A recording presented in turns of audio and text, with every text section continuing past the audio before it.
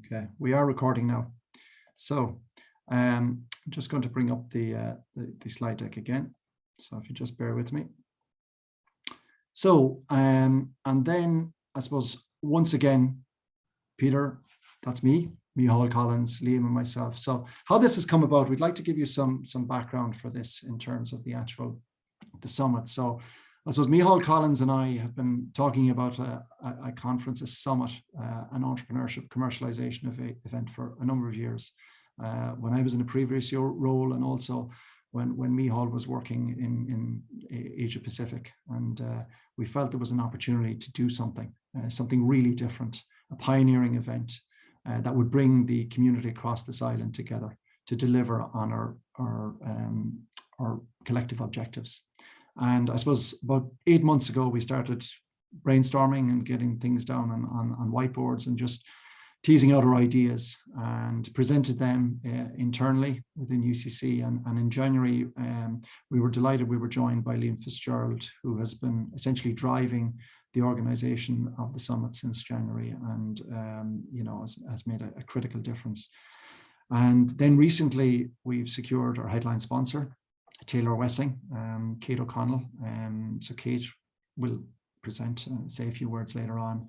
And then at the end of the presentation, Dan Pitt is also going to speak and say a few words as to why he's interested and why he thinks that this is needed, and why he thinks that this summit can really make a difference. So without further ado, I think that's really how we're here. We believe there's an opportunity for us all to contribute, where we can all learn from one another. We can look at best practices taking place elsewhere, and to see how we can all deliver on our potential as a community. So at this stage, I'm going to hand over to my colleague, Micheál.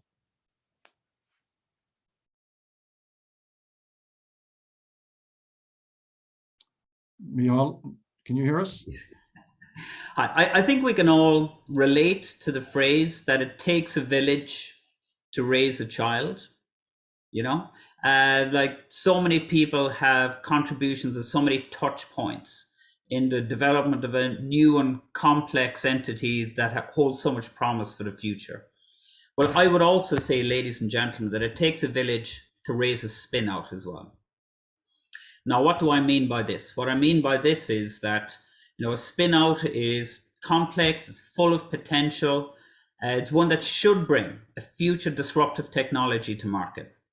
And bringing these technologies takes connected, sustained effort from a lot of helping hands.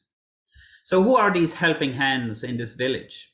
I say within this village, it's a community of stakeholders. And that's something we're developing here in UCC that I feel is unspoken and needs to be kind of formalized, which is we need to reach out of our institutions, and not just to each other, but to the ecosystem at large, and to find everybody who can participate. Not just the researchers, employees and commercial leads who found the Spinout, but also clearly our investors, our advisors. There's so many people out there of goodwill, our customers, the state agencies, Enterprise Ireland, IDA, Knowledge Transfer Ireland. Everybody's got a role to play. The other research producing organizations in Ireland, and something overseas as well. All of these can have an influence. The media, very important, getting our message out and bringing our Spinouts front and center to the world. Everybody's got to know, and everybody's got to lend a helping hand. And of course, a lot of multinational corporations who can be customers, potentially even eventual acquirers of these. Everyone needs to know, everyone needs to see, everyone needs to help. So in the context of today, you've all probably seen this, and if you haven't, well, here you go. The government of Ireland has just set a challenge to the country as part of its research and innovation strategy, and has asked us all to increase spinouts by, I would say, a fairly whopping 25% over the next 2 years. Now, I believe this is raising the bar for all of us, and we can all reach towards it. But also, very importantly, and particularly for our friends in Enterprise Ireland, we've got to focus on what we call high potential startups. So these are startups that really deliver impact, economic, societal, technological, and they'll be the basis of our tech-driven economy in the future. So look, 25%, that's a lot. And these are complex, deep beasts, these deep tech-based companies that have such high potential for growth. So I think we all need to recognize that. Clicking. We're all in this together. Okay, this is a national target, national challenge, and it's for all of us. Okay, these companies are there too, for us, for our children, for our children's children. We're all in this together. And to make it happen, we need to work together. And for us, like for Liam, for Peter, for myself, for everybody that we've spoken to about this, this is the time that we're really going to do this. We've been set a challenge by the country and we're going to respond. So let's look at how we are right now, okay? Sure, we meet, we talk, but I feel we're pretty disconnected still. And while we're disconnected, we're competing. We're competing for like the same CEOs of our startups. We're competing for the same investors. Effectively, we're competing for the same audience, for the same people to come and help our initiatives. Equally, we're not sharing. We're developing good things internally. There's so much positive developments that we need to share with each other. We need to share on networks first and foremost, okay? We're all in this together. We need to share our best practices. What's worked for us can work for you, little adaptation. We've got to share our innovations, our spinouts, our new technologies to everybody else. And we've got to share our opportunities with everybody. If we do this, it's an old phrase, but it's a good one. It grows the pie for everyone. So we got to find a way, okay? We got to find a way to reach these targets that we've been set. Now, between us, if we kind of look at the components, and this is back to the whole being greater than the sum of its parts, all right? We've got plenty of ideas that can help us reach the targets. We've got enough people between all of us, and there really is ample funding, okay? Excuse me. This is going backwards. So to succeed, we need to combine our resources, not work in isolation. But if we put together what we've got, we can reach our targets together. You can imagine while we're dislocated, the whole does not become the sum of its parts. Okay, we got to work together and create synergies. So we need to work together in a new way. Like we're all dislocated, we're all atomized. We all know each other, but we're not working with each other as much as we can. And we have to think out of the box to bring these future disruptive technologies to market, okay? We've got to take them out of whatever restrictions that they have there. We've got to work together. And how we're going to do that is through our inaugural Launching Future Disruptive Technologies Summit. For us, this will be a first-time gathering of the entire Irish Spinout ecosystem, not just tech transfer people, but investors, founders, alumni of Spinout companies, the media, advisors. We're bringing national and international leaders together to share experience and best practice. And we're also going to showcase an all-island spin-out pipeline and successes. We got to show everybody what we've got. We've got to lay out the landscape. And then finally, we're going to see what we can do together to make something amazing happen. So that would be over to you now, Liam.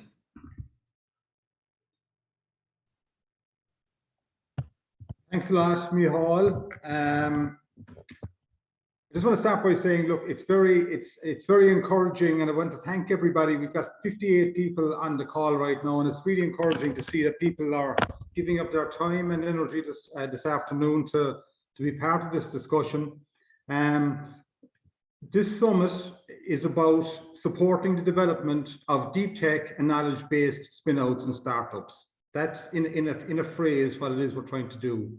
Our target audience are the people on this call, really third-level tech transfer and new venture professionals, the investor community, entrepreneurs, state agencies, commercial partners, industry partners, and government, and anybody else really with an interest in tech transfer and new ventures delivering impact for society. You might move me on there, Peter, because I don't appear to have control. So this is just a couple of images of where the summit is going to take place, 7th and 8th of September. It's happening in Western Gateway building, which is a beautiful, bright building on UCC campus. The main event will be in the auditorium, which is in the bottom of your screen, and holds 300 people. And we have the entirety of the ground floor of Western Gateway building available for circulation, for exhibitors, for networking, and so on. So it's a beautiful space. To summarize what the two-day summit will look like, day one will kick off at 9 a.m. It will run until midnight. We intend on having 5 sessions, with each session being 60 minutes in duration.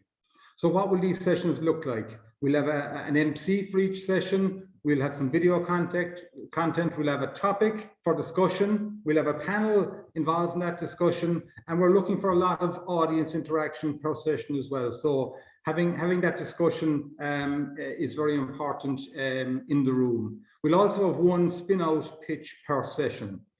PM on day one, we're going to have our keynote, who is Catherine Koo, who spent 30 years heading up the technology transfer department in Stanford University. So we're delighted to have Catherine involved. And the end of day one will be a night summit, which will take place in the Bodega, which is a lovely venue in Cork. That's there again, yeah, beautiful. So look, there's some pictures of the Bodega. So we'll have a night summit where we will keep conversations going until midnight and maybe a little bit afterwards. Day two, in summary, will be more focused really, I suppose, on the spinouts and startups. We'll start off with a panel discussion with investors. What do investors want in investable spinout and startup businesses? We'll use a Google demo day type structure for day two, where we'll have maybe 8 to 10 spinout pitches on stage over a couple of hours. Maybe 4-minute pitches, 6 or 7 minutes of feedback from an investor panel. And we'll also have the opportunity to have other spinouts who maybe are not at investor ready stage, but are at exposure ready stage, let's say, who will have space in Western Gateway building on the ground floor, maybe 20 or 30 startups and spinouts to, network, hear what's going on, be involved, and I suppose be inspired maybe by some of their peers who are maybe further along the journey. So that's in summary what day one and day two will look like. The panel discussion. So on day one, we're looking at having 5 panel discussions over the day. We'll start with a spin-out panel, and we'll have a topic for each panel discussion, obviously. So the topic we're proposing for the spin-out panel is the journey to spinning out a business from an Irish third-level institution and what happens next. And we'll discuss that with some experienced spin-out founders who have been through that process. We'll have an investor panel. What do investable spin-out businesses look like, and how should the host institution help? We'll have an international university panel discussing a topic: what is the role of third-level institutions in the innovation process, and why is knowledge transfer important? We'll have an international tech transfer panel. What does innovation in tech transfer look like, and what is required to facilitate more success? And finally, at the end of day one, we'll have a bringing it all together panel, as it were, which will, I suppose, process what we've heard during the day and really help us to understand where we go from here. So what are the key takeaways? What are the opportunities that are presenting from our discussions? And importantly, what next steps are we going to take together to move this process forward? You will all have seen the save the date flyer that we've sent as part of the invitation to today's briefing. We're absolutely delighted to have such senior leaders globally involved in our summit. So Catherine Koo, I mentioned already. Dennis Purcell, who is founder and senior advisor with Ashton Capital. Mark Saddam, Vice President of Technology Opportunities and Ventures at NY Langon Health, and a former chairperson of Autumn. AJ, who's looking to build life science investment opportunities in an Irish context, and Dan Pitt, who's online today. Thank you for that, Dan, President of Palo Alto Innovation Advisor. So we have a really high quality international contributors building. At this stage, we're still in our building phase in terms of our speakers and contributors, but we're delighted to have these international thought leaders available to us. Some of the other people that we're talking to at the minute would include, if you could move on there for me, please. So we're talking to ETH Zurich, for example, and people involved in tech transfer in ETH Zurich, and KU Leuven. We have Brian McCall. Brian may be on the call now from Cubis in Belfast, who has agreed to come and talk about their experience of being voted the most entrepreneurial. Queen's University Belfast is the most entrepreneurial university as voted in the UK as in 2021. So they have, I think, about 33 or 34 active spinouts and are doing some great work up there. So interested to hear what Brian has to say about that. And we're also talking to people like Uber Morgan and Wingman. These are bespoke, I suppose, boutique investment houses who were born, if you like, out of ETH Zurich. There are people who spun businesses out of ETH Zurich, were successful, and are now giving back to those further back in their journey to spinning out technologies by offering investment opportunities back into ETH Zurich. So it's interesting to see. So these are some of the people we're talking to. Some people confirmed, other people still in discussion. Excuse me. As Peter mentioned, we're absolutely delighted to have sponsors on board at this point, 3 months out. And it's very important. Without these sponsors, we wouldn't, I suppose, be in a position to have this briefing today and be where we are in terms of our planning.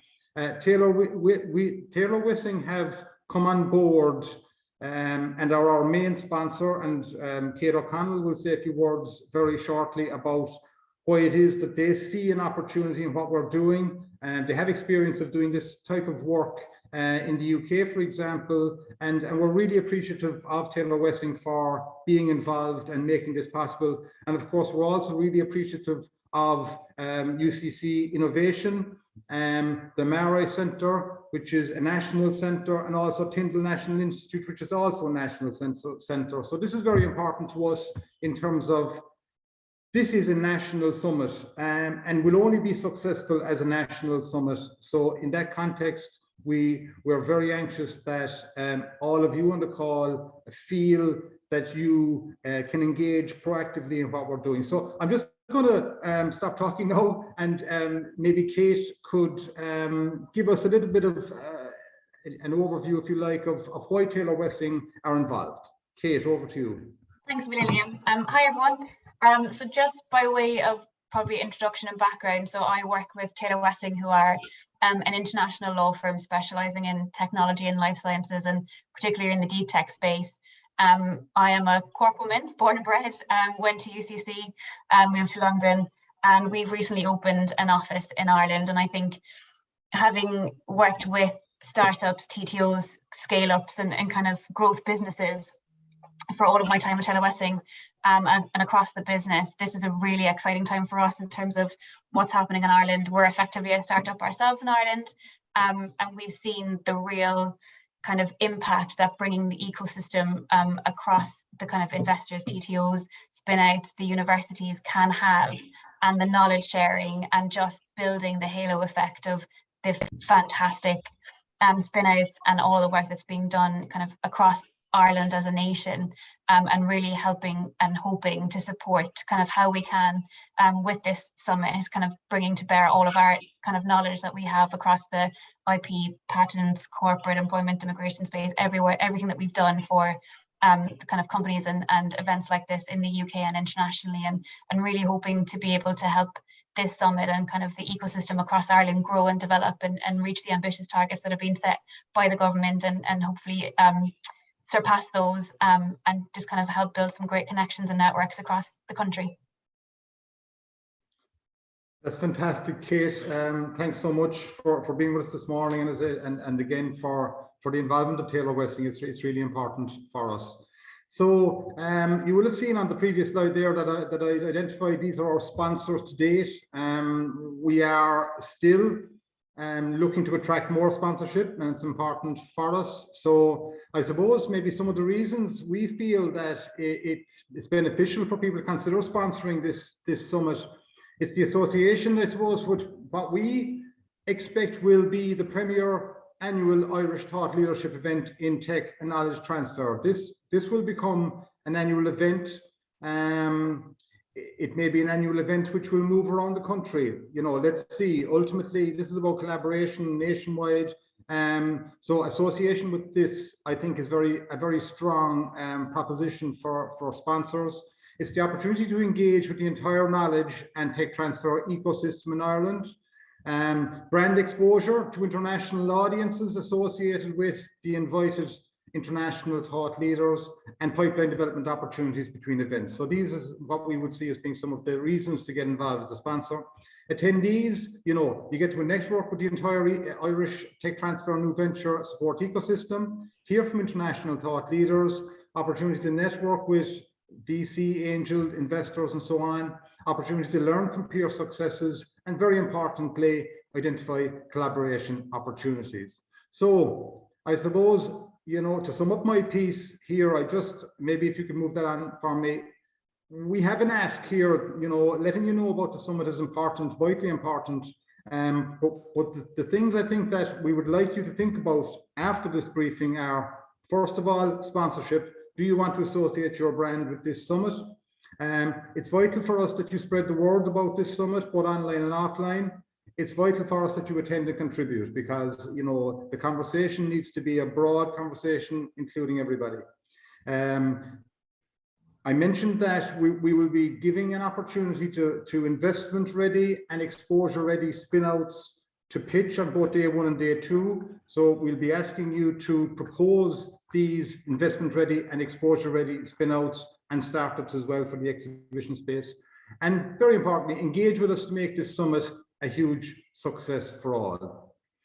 So I think that's the end of my piece. I'm just going to hand you over now to Dan Pitt, who has been very involved with us. We had a great conversation yesterday for about 2 hours talking about this summit. Dan is president of Palo Alto Innovation Advisors, as Peter has said. He's the executive in residence in the Plug and Play Tech Center in California. They have 35 locations worldwide. They have 16 verticals they work in. He has been Dean of Engineering in Santa Clara University for 5 years during his career. He was VP with Nortel Networks. He was a senior executive with Hewlett Packard and IBM. And now he spends most of his time working with startups. So he has a really interesting background that I suppose moves right across from startups to large tech businesses to academia. So that span of experience, I think, is really valuable. So Dan, maybe you might give us a few thoughts on what you're hearing now and what we're proposing in the summit. Thanks, Dan. Thank you, Liam. I'm very pleased to be involved and honored to be involved in the LFDT summit preparation, and I look forward to attending. I've already bought my plane tickets, and I will be there in September. I am actually fortunate this week that I am on the East Coast, because I live on the West Coast where it's now 4:30 in the morning. But getting up for 7 this morning in the East Coast was no problem. I have really been excited throughout my career to bring new technology into use, whether it's in big companies, startups spinning out of the university. We did a lot of that at Santa Clara University in Silicon Valley, where I live. And I've also been involved in a couple of major global nonprofit trade associations. I ran the Open Networking Foundation in its first 6 years, which really delivered software-defined networking, open networking, and independent hardware and software components to the industry that now serves all of us who've been working from home for 2 years. I have been fortunate, especially, to have long-standing relationships with the innovation community in Ireland. I lived in Europe for a couple of years, ran some European projects to bring innovation and collaboration among otherwise perhaps competitive partners into the market. And I've worked with startups in Ireland for a long time. And I've been inviting people to participate and speak at this summit, not just in the US. My friend Kathy Koo from Stanford, who's now in charge of technology licensing at Wilson Sonsini, Goodrich and Rosati, the premier high-tech law firm in Silicon Valley, but also some of my my Irish counterparts who have formed and are leading companies from Ireland that now have global reach. The trade associations I work with are totally global, and we need new technologies. And the reason that I've been excited by this is because I like to see change for the better. Now, when I worked at Santa Clara University behind me, which you can see, this is a Jesuit Catholic university in Silicon Valley, whose mission is to improve the human condition and achieve social justice. And engineering is a primary vehicle for improving the human condition and bettering the lives of all people. And the excitement there and in the younger communities I work with for startups to bring improvements to the world around them is really the motivation factor for me. And so to be able to do this in a satisfying way that brings a community together, and to do it in the context of Ireland and Ireland entrepreneurship is really just a thrill for me to be involved. So I look forward to helping bring this summit to its successful fruition this year and as a launching pad for years to come. So thank you, Liam. Thanks so much for that, Dan. I'm going to hand you back to Peter now, and Peter's going to manage the Q&A. Thanks, Liam. And once again, thanks, Dan. It's great to have you involved and to be contributing so actively. So at this stage, folks, it's over to you. We'd like it to open it to the floor, so to speak, in terms of maybe any comments that you might have, your particular views in terms of how we can ensure that we achieve and deliver on the potential that this event offers us. We are pioneering. That's what this is about. It's actually about creating a narrative. It's about working together in collaboration, and it has huge potential, and we're really excited by it. Liam, Micheál and I, Kate, Dan, and just the reception we've had in terms of our international speakers. You know, there's a need for this. We really believe there's a need for this, and that's the reason we're all fully behind it. So I'm going to open it to the floor. If anybody either wants to just come in or put up their hand. There's a lot of people on the call, so in terms of hands, it might be difficult for me to see. So maybe just if anybody wants to come in and just introduce themselves and then either ask a question or make a comment.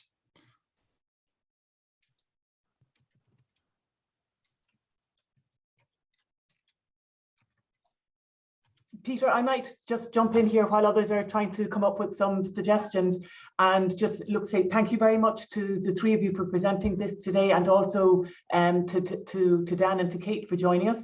I do think this is a really wonderful opportunity for our colleagues, both within the technology transfer offices across Ireland, but also colleagues from the investment community and wider, to have a really robust discussion on what it is that we can do to push Ireland to the next level.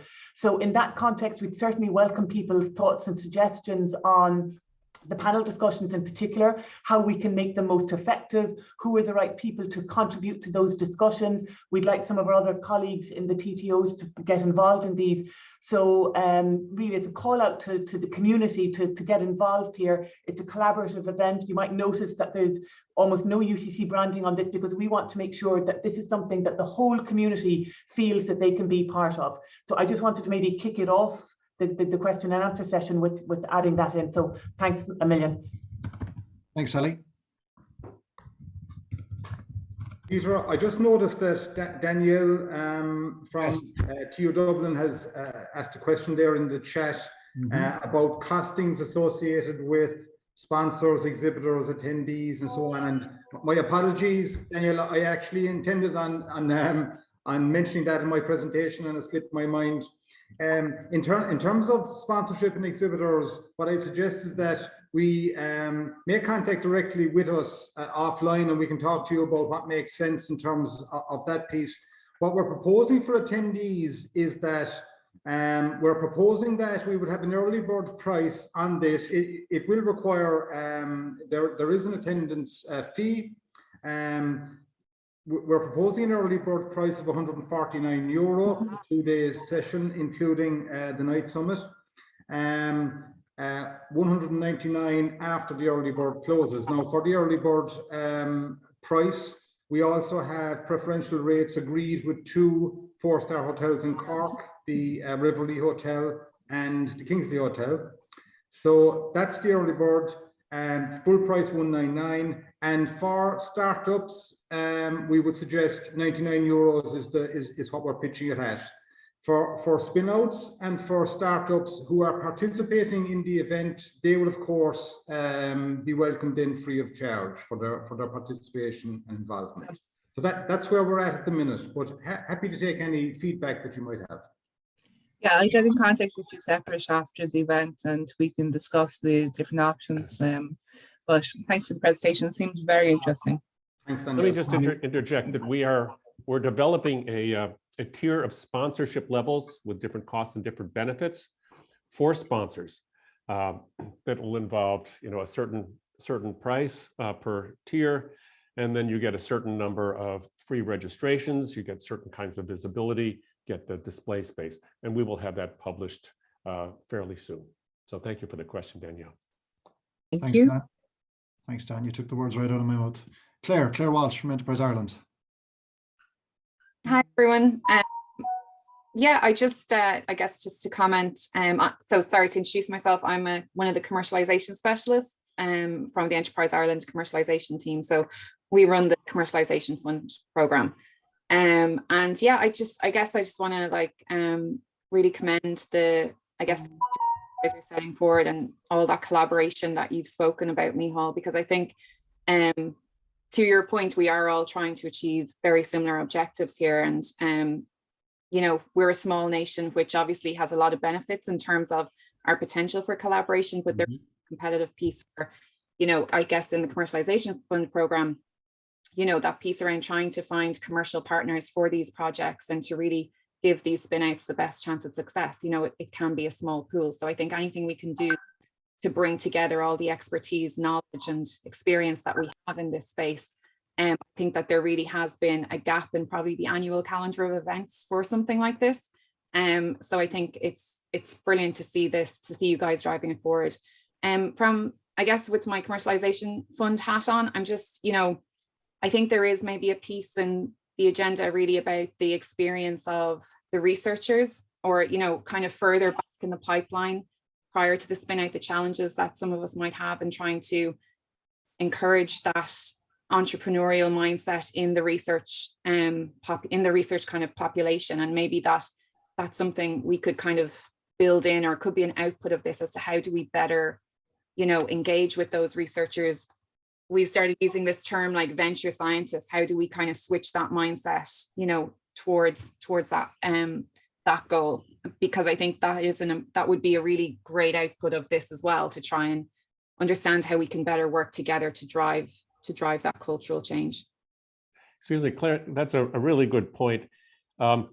We've had some discussions considering the careers of researchers. And I've had a lot of experience with academic faculty and industrial researchers. And I was quite involved actually with National ICT Australia and trying to conduct youth-inspired research and commercialize it. And you really have to consider the career objectives of the researchers so that they don't feel that they're putting too much at risk by doing something commercial, become a venture scientist. Yet you want their innovations to reach the public or they won't have done anyone any good. So that's a really important consideration. And we'll have to discuss that. It's not an easy thing to answer for everyone, but we have to make sure that they understand what their options truly are. So thank you. Yeah. Claire. Yeah, and I think it's good, the kind of the audience that you guys are bringing together. It's not necessarily the researchers. It's probably more of the operational kind of side of it and the other elements of the ecosystem. But I think, yeah, we probably need to be mindful that there is that voice and that we need to understand the challenges from their perspective as well. Thanks, Claire. Okay, so I see a couple of hands up there. So Simon Factor from NovaUCD first. And thanks, Peter. So congratulations to you all on this wonderful initiative. We're really looking forward to supporting this from our perspective here at NovaUCD, and we'll be very pleased to promote this to our networks of investors and partners and bring some of our startups forward for your review to see if we can get them on the stage at the summit. It looks like a really, really exciting event. And one of the things I've been thinking about is that normally when we're organizing our networks and our connectivity with investors, we do tend to organize ourselves thematically.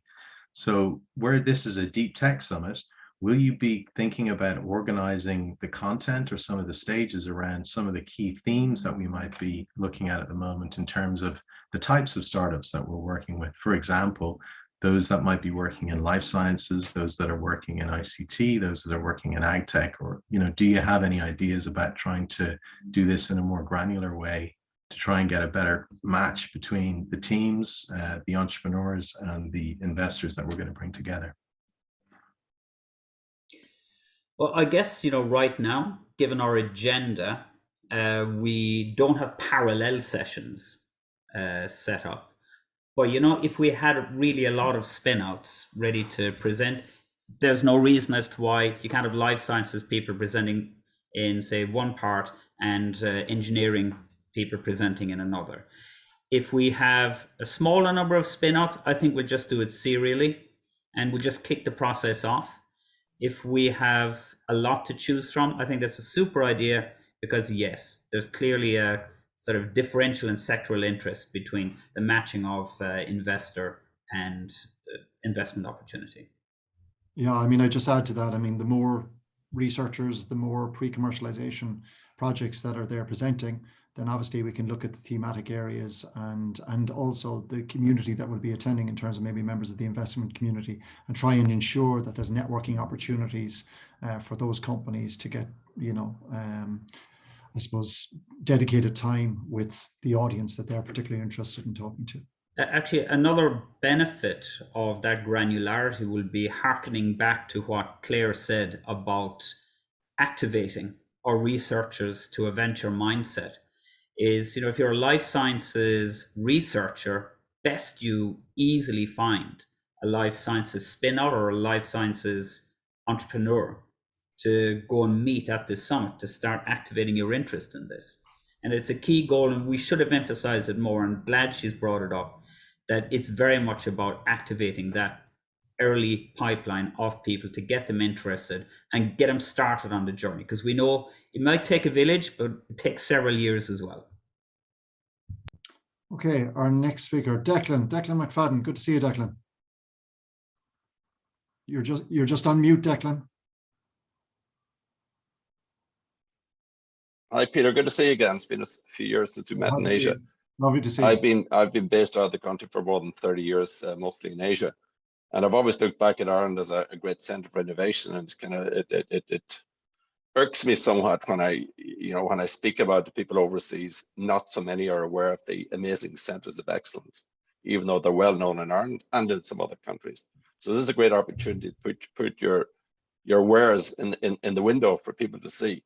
But I just say a few things. If the only focus is on Spinout, and I like the target that you're setting, it's a fantastic target increase by 25%. But I'll say, and I'm sure many in the room know this, the day you spin out is the day some of the really hard work begins. Because of all the fantastic ideas, innovative ideas, the number that make it through to final commercial success 5 years later is an incredibly small number. So we need to make, first of all, we need to think of the process of spinning out and ensuring the companies are ready for future commercialization. And it does require a totally different mindset. And it does require an understanding that no matter how wonderful the idea is that you think internally it is, the cost of getting that to be a sustainable multi-million-dollar business is huge. So we need to find a way of making those spinouts realistic, to make sure that the institutes that they're currently embedded in understand that they need to try to ease the process of spinning out. And I'd ask you, will there be some time on the agenda for talking about easing the spin-out process, reimagining the spin-out process, and ensuring that the companies that are successfully spun out can continue on that journey to be successful multi-million-dollar enterprises, either on their own or as part of another investor group. Thanks. I think that's a really bold question that we do have to raise. You know, as tech transfer professionals, we work, you know, within the universe of the university. But like you said, Declan, the rubber really hits the road once we're out. And if it can take 6 months, a year, or even 2 years to complete a spin-out process, we've lost so much time. And the real work begins afterwards. It's like preparing for an admission to a university for 2 years instead of investing your time in the university for 2 years. You know, so one thing we are doing also to bring these voices to the table is, and Dan's been instrumental here, he's roping in entrepreneurs, not necessarily from a spin-out background, but to simply understand what it takes to get that spin-out to where it needs to be. You know, so those voices need to be heard. And I think we need to bring that to balance on a lot of the forces that affect that spin-out to get it out of the university. And I know we'll be prioritizing process and efficiency in the spin-out process. So Declan, your point is front and center. I formally advise a handful of startup companies, and this is a long journey. And it has obstacles, and you have to be prepared to deal with those obstacles. But there's so much you can do to sort of remove barriers to forward progress, to make sure that as they grow their companies, they bring in the right sort of people that can make it through this struggle. And they have to understand that they have to really like being in a startup company and doing this every day, not just because there might be a pot of gold at the end, but because this is the life they want to live. And this motivation, ongoing motivation factor is sort of a role as an external advisor and investor in some of these companies that I play. And it's a lot of process, but it's also a lot of people matters. So indeed, getting it out is only step one of many steps. Thanks, Declan. Thank you. Thank you. Peter Smith from Tyndall National Institute. Hi, Peter. I'm going to segue actually from both Dan and Declan there. You know, not only when you've spun out does the hard work start, but also, you know, you see a lot of congratulation around raising money.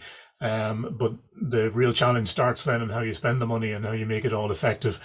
And that leads into Tyndall's interest in this great community that's coming together for deep tech, right? So Tyndall is all about fundamental science and engineering innovation, and deep tech startups with that kind of tech transfer going on have fairly unique challenges actually, and they're somewhat amplified by our geographical location perhaps, and access to funds, and all of the startup ecosystem where it might be larger in other geographies.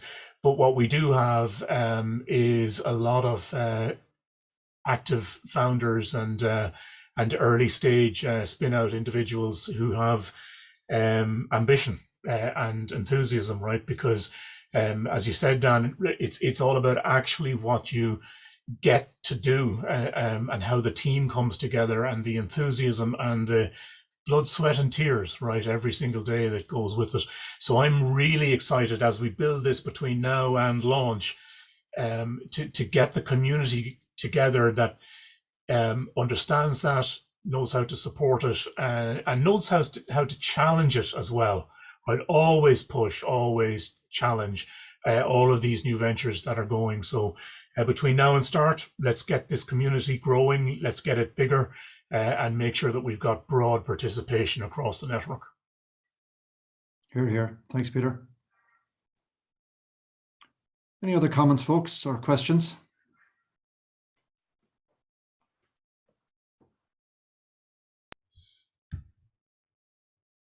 I'm pretty sure, Peter, people will be asking, great, how do we sign up? Exactly. So We'll be going live in about 2 weeks on June 10th is our target date, Friday, June 10th. Infrastructure is currently being put in place, the website, everything else. So it'll all go live around that date, and then you'll have your opportunity to purchase your tickets. But we need you, as Liam has already said, we have a direct ask. We need everybody to support this. The more that will be there, the more benefit that will be derived. The more of our Spinout community, our researchers we can support, and we need them there in person. This is a great opportunity to showcase their technologies, their platform technologies, and get on the radar of the investor community. Get people talking about what they're doing, and it's a unique opportunity that they need to avail of. But that can only happen if this is pushed out by you. You are our champions. You are our advocates. You are our allies. Without you, this is going to be much more difficult. With you, it's game changing. And let's work. We feel we hope that this will be visionary. We hope that this will be a game changer, but we need everyone on board. But 2 weeks to go to formal launch of tickets. Paul Dillon. Hi, I'm Paul Dillon, Director of the Technology Transfer Office, University of Limerick. We help researchers bring their IP to the marketplace. I'm just back from Lisbon at the ASTP conference, which is the European Conference for Practitioners in this area. A couple of things. One is there's probably only about 30 spinouts a year, and if you then take the subset of deep tech, you may be looking at a very small number of spinouts. So I suggest you keep an eye on that. The other question I'd ask is what's going to encourage a spinout to attend this event? Deep tech spinouts probably don't have much issue getting access to VCs. We already provide a network of VCs that we can bring to the table for them. So I think you have to answer that question, what's in it for me in terms of the spinouts that are involved in deep tech. Other things is that equally the universities with innovation hubs or incubators, as they're sometimes called, will have spin-in companies that are involved in deep tech as well. So that's worth an additional. So just some pointers. The other question was, there was a very good presentation by University of Columbia at Lisbon and ASTP. And, you looked at processes, and there's been a touch on, the agility of getting the deal done. I mean, I sit on the UK Directors Forum, and that's a constant conversation. But Columbia presented a very interesting approach, that they put all their paperwork and their process up online, and essentially the primary deal terms. So I think there's certainly, I would think you need to focus this conference on service, very specific items, as in, is it the desired, what's the desired outcome? And, having a chat is great, but could we do more than that? So, and I think there's something interesting in what Columbia have suggested, because Ireland is a very small country, and it's perhaps something we could converse on, and perhaps there could be some legwork done in advance. But the question is, most of us are probably using fairly similar agreements. Most of us have pretty similar approaches to spinouts, although each spinout deal can be very different. But I do think, there is something in what I think Columbia presented, to have an open and transparent system, and what that might look like in Ireland to speed up the spin-out process. So just a few pointers. I just want to make some comments. Thanks, Paul. We'll certainly take note of those, some valuable. Yeah, I mean, we're trying to bring the entire community together. It's certainly not a get together. That's not the purpose. It's not a drinking. Yeah, no, it's not a networking is really important, but this is about learning just exactly the stuff that you shared there, sharing that type of information, changing our thinking, changing our mindsets. So it's very much more than it's about learning from others, and a willingness to share, I think, is critical. So I think it is huge potential, and that's why we're doing it. We're doing it for the first time. Let's make it happen, and let's see what change can be delivered as a result of it. So I would say all bets are off. Let's just have an very open mind in terms of what can be achieved. Yeah, maybe just to add to that, and Paul, thanks very much for your input. I think it's very important what you've said there. That clarity around what people are doing, sharing best practice, augmenting each other's ability to kind of do this better, right? Is key to what we're doing. This is year one of what will be an annual event, and there will be things come out of year one which will make year 2, year 3, year 4 better, and it will get better as we move along. But you know, having this conversation, it's really encouraging that we have, you know, 50 plus people, you know, the people that make this sector work in an Irish context on this call now, starting the conversation, and hopefully we'll continue that conversation during the summit. But you know, let's be open and let's hear what's being said. Certainly, you know, we're deep tech, knowledge-driven, spin-outs, startups, entrepreneurs.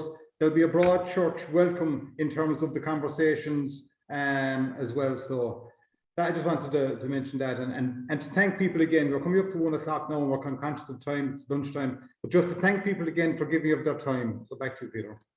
Thanks. We have a couple of more hands. So Tim Roach from Formium Consulting.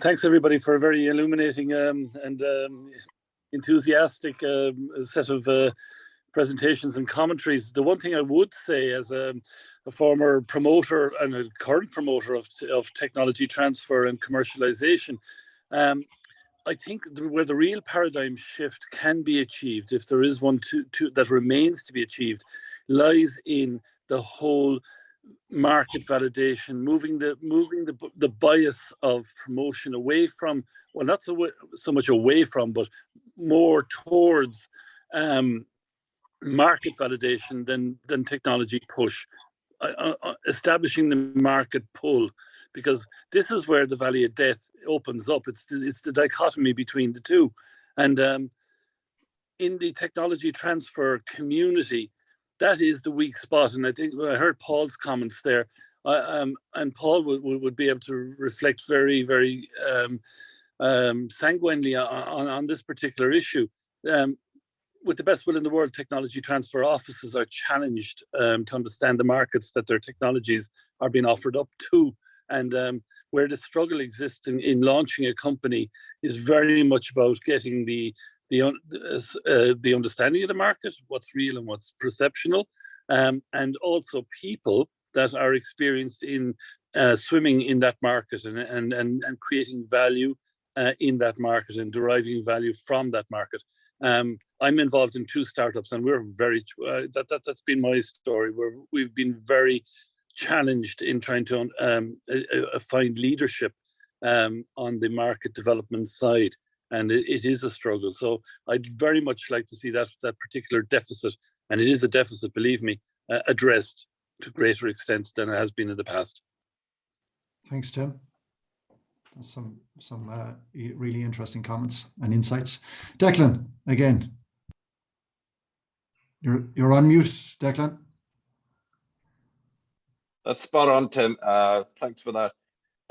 What's going to be very important, Peter and Michal and Liam, is knowing who are the people who are going to be pitching as early on in this process as possible, because that will help to attract people to come to it. I will come to it, but you know, I can speak to other people, and they will only decide if they see early on the list of who might be pitching. Good point. Noted. Thank you. Okay, folks, we've approached 1 o'clock. Zara Lonergan from Enterprise Ireland. Yes, I'm also a commercialization specialist, so a colleague of Claire Walsh, primarily working with UCD and some of the BioInnovate projects coming out of Galway for life science. But just to, excuse me, add to Declan's point there, I suppose it is really important, the case study side of it. So we did a couple of focus groups a couple of years ago with some researchers and also the tech transfer offices as well. And a lot of the feedback that was coming back is that, you know, what resonates most is kind of hearing about the journey of commercialization. So the barriers that people came up against and how they overcame them, and the type of people that they interacted with to get across those barriers, and the actions that they needed to complete it. So yeah, it's just something to kind of to bear in mind. I think as well, thinking about the target audience, when I think about research, you know, within an institution or a university, you know, a lot of it is housed within labs, and you've got your tenured academics. But I think where some of the real value can come from is the more kind of, you know, I suppose the postdoc kind of cohort, where they might be early stage in their postdoc careers. And I think one of the key things is as they're conducting their research, being able to identify something that actually could have market value in the first place. So it's about planting those seeds and allowing them to start to think about, okay, does this have commercial impact, or could it potentially have commercial impact? And that there's, I suppose, an awareness then within the lab that, translating these things out, or starting to think about that conversation, and it's very much a timing thing as well. That's supported in terms of an infrastructure to be able to translate it out. We often see with a lot of the commercialization fund projects, maybe the tenured academics don't want to get involved to the extent that would be required for a spin-out. So it's the postdocs that are involved that really do have that desire and commitment to take it all the way. And exactly to Declan's point about the real work begins after that. They're the type of people who we really need to target. So yeah, but I think this is a great initiative. I think the value is really in that ecosystem piece, and being able to have access to the right contacts, to understand how to get started on the journey, and encourage people to leverage knowledge and try and move forward. Thanks, Sarah, for those positive comments. Yeah, I mean, very much in terms of the people you're talking about, the postdocs, the early career researchers, they're a critical audience for this in terms of identifying, whetting their appetite, and realizing that there are lots of supports there for them. But they're the people who are more likely to jump ship, so to speak, and join the spin-out. Yeah, absolutely. Okay, folks, it's 1:03. Unless there's anybody else who would like to make a final comment, I think we're going to draw proceedings to a close. I want to thank you all on behalf of Liam, Micheál, Kate and Dan. I want to thank each and every one of you for committing the time today to listen, to take on board what we're saying. Hopefully, upon reflection, or if we haven't convinced you already, upon reflection, you'll agree that this is an event you have to participate in. It's an event your institution has to participate in, and it's an event your researchers and the members of your own spin-out community and those at the pre-commercialization stage need to be at, and need to present, need to showcase what they're doing. So it's exciting times ahead. We're really looking forward to this. We really look forward to welcoming you, wherever you come from, to Cork for this big event, this inaugural Launching Future Disruptive Technology Summit on September 7th and 8th. Be sure to book early once the platform goes live, and obviously to book your hotel in Cork as well. As we mentioned, the Riverlee and our Kingsley Hotel, we have block bookings there for rooms that for about 8 weeks prior to the summit, we will hold those.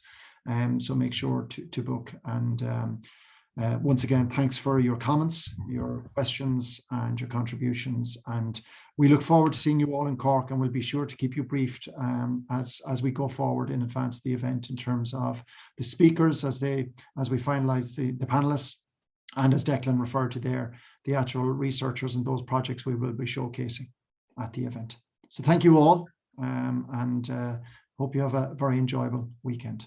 Thank you. See you in September. Thanks, Dan. Yeah. Bye now. Thank you.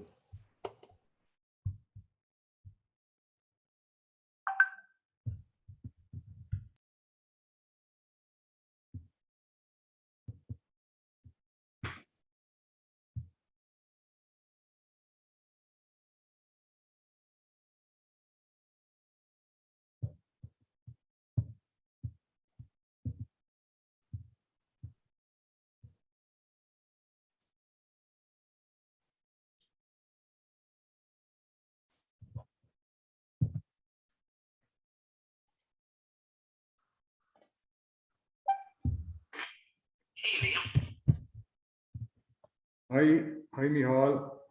I'm still online there. Peter has stopped the recording, I'm assuming.